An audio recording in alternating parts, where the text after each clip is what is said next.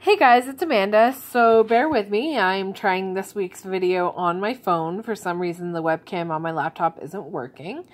So this week, I'd like to kind of play off of transitions and endings, but also give it kind of a unique spin. So the topic of my video this week is going to be discharge planning. Now, this is a topic that we talked about in our transition and endings discussion board this week, and something that we've talked about in the past, but I really wanted to focus on discharge planning. And I think it's different than the transition and endings piece in that it's more about the process of ending versus the finality and closure of ending. So the reason this got brought up on site this week, in the past couple of weeks, and some of you know this, some of you don't, but my field instructor actually recently relocated.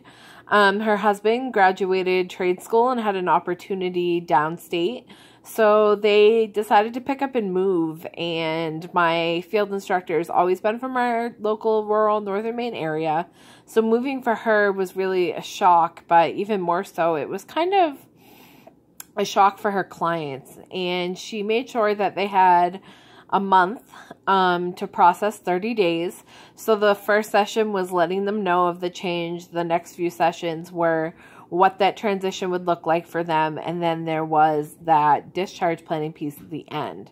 So when we think about discharge planning, we often think about a piece of paper, something that says, you know, whether it was planned or unplanned and what the plan is moving forward. But what I wanted to talk about was more of the process.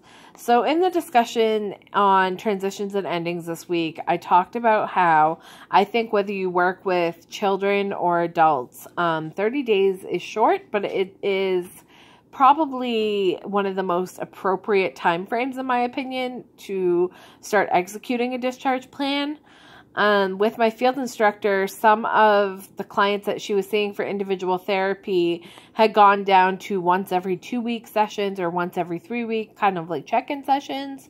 And so she had some of her caseload that was really ready to discharge, to go to a place of knowing their resources but not having consistent therapy moving forward. So those discharge plan sessions looked like, hey, let's write down what your resources are, who you need to call, know that it's an open door, and if you need a referral in the future, that these are the local agencies that you can contact, including the one that I'm interning at, because they did have other clinicians available to take cases.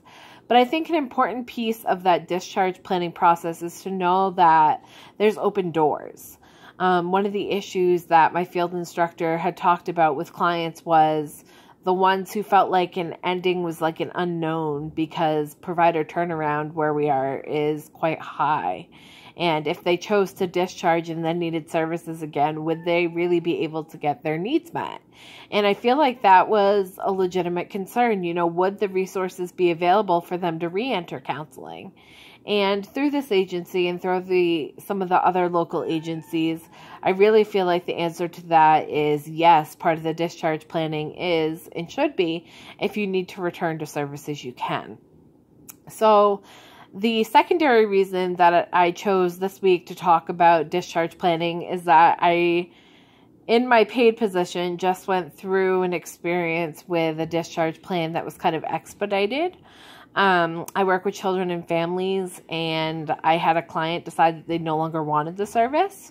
This has happened to me before, but I went back to my supervisor and I was like, what does a discharge planning process look like when the client, who's a minor, is asking to no longer have services? So the short answer to that is that if someone is under guardianship, which in this case it's a minor and they are, that parent ultimately makes the decision on whether or not to close services. So that parent in this case agreed with the discharge. So it involves the supervisor, maybe me, and the family all sitting together and writing our agency form for a discharge plan that basically includes what natural supports are you going to be utilizing, what coping skills are you going to be utilizing, here's the crisis number, here's CHS if there needs to be any follow-up, what their intake line is, and wishing them well and making sure that they end this experience in a good place. So that's similar to the process on site. They do have an agency-created form for discharge planning, and it allows you to check off, is this planned, is this unplanned? Does the person plan to step down to other services? Are they taking a break from services and seeing how they fare on their own?